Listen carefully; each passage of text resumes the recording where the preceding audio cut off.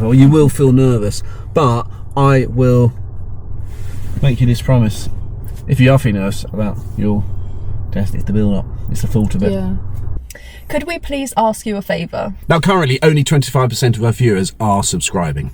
We would absolutely love to get this to 50%. It's free to subscribe and it makes such a difference to us. If you enjoy watching our videos, please just hit the subscribe button and it will do us such a good favour. And really make our channel grow. That's why I'm glad I've got it. It's the thought of it. Early. And yeah, absolutely. I always want my exams first thing. I don't want to think I want to get up and go. I mean, when I did my motorbike exam, was I feeling anxious beforehand? Of course I was. Yeah. So because I couldn't drive, why are you feeling anxious? Because you care about the outcome. Yeah, exactly. If you do the driving test, you didn't care if you have a licence or not. Why would you feel nervous? Exactly. And why would you be doing when you it did the GCSEs, you feel a bit anxious going in.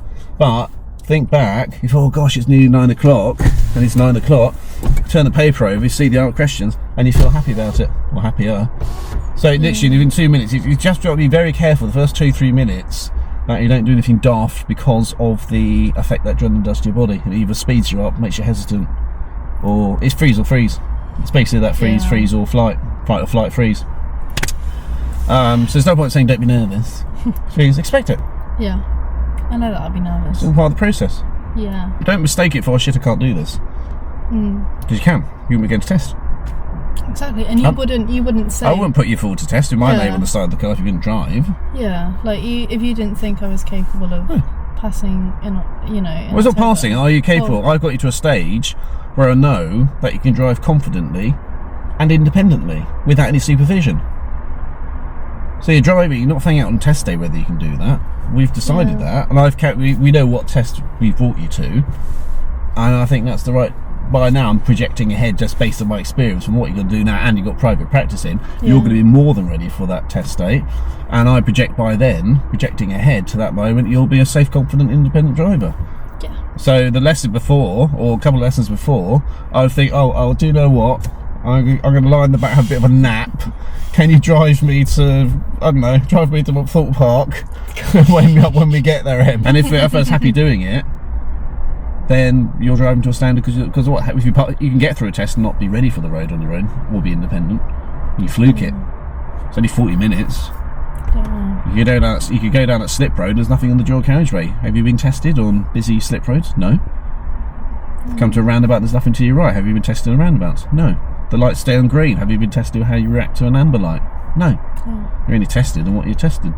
Presented them, so it doesn't prove anything. It's great that people pass the first time, pass the driving test, they pass the first time. It's not. The test isn't the thing to discover if you can drive. Yeah. It's just it's a very, in a lot of ways, it's a very flawed test. And there's no probation period. There's no integrated steps. No stage 1, and you can control the car. Stage 2, you can do stage 3, and it should be. Just go. If the car was invented today, and there's this many cars on the road, our driving test would not look like the driving test. Nobody would design and go, hey, this is a great system of deciding whether someone can drive or not. Really? I don't think so. What do you think they would do instead? At the moment, the test is, have you done anything wrong? Not how well you've done something. And I would integrate the driving test with insurance companies. When we become driving instructors, we have 17 criteria for did you give instructions in a timely and a correct manner, for example. And your measures 0, 1, 2 or 3. 0, you never did. 3 all the time, most of the time, some of the time, and 2 points for most of the time.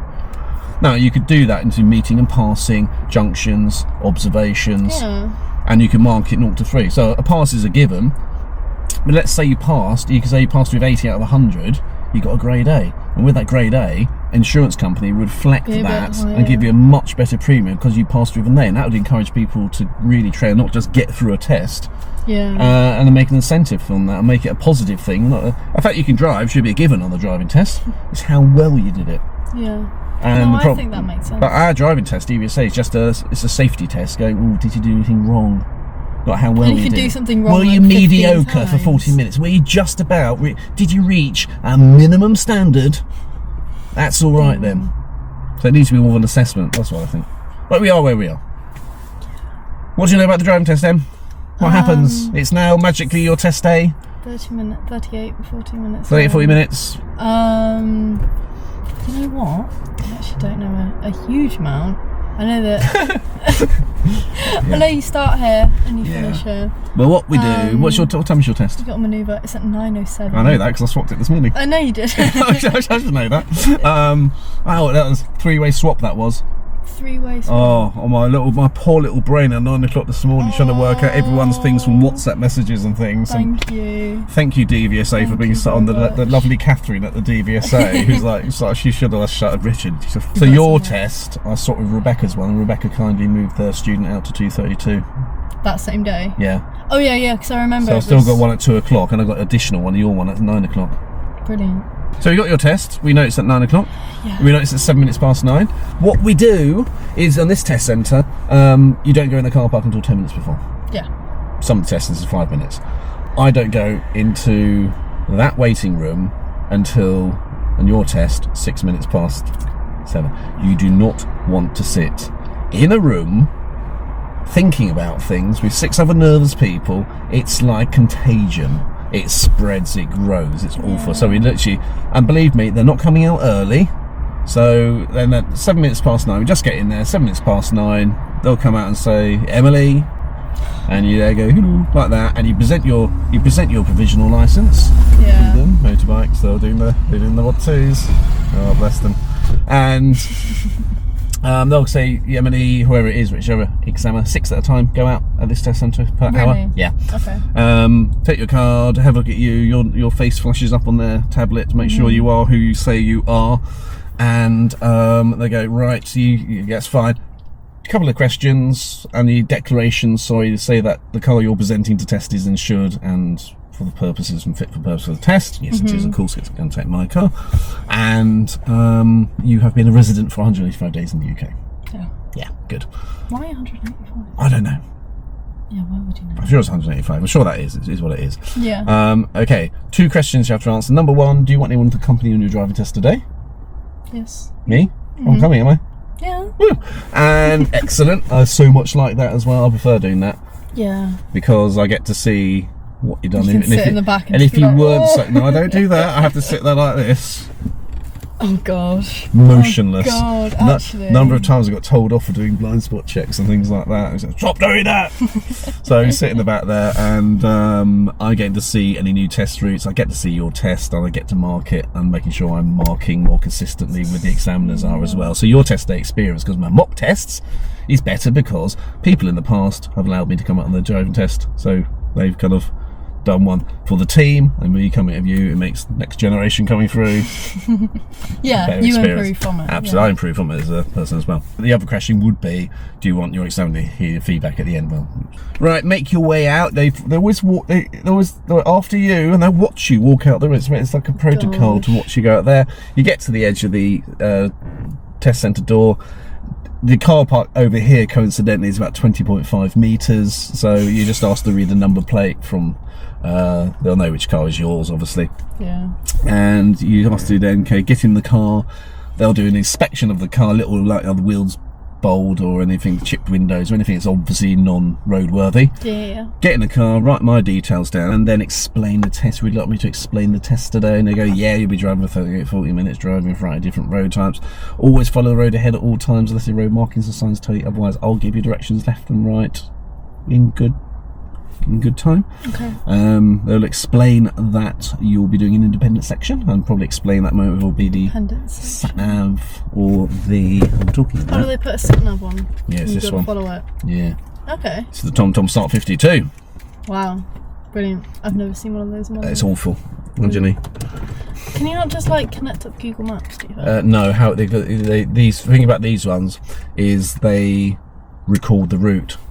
Oh, okay. So what they do, the test centre manager will go out with a TomTom, do a new test route, and then it's because it was an SD card, then it's spread it to all the other examiners things. So everyone's got. Can you imagine if they Google this and Google that? How do you get a test route on? That's it's the only way of doing it, unfortunately. But the consequences of it, it was like it came in 2017. It was a bit of a piece of rubbish kit back then.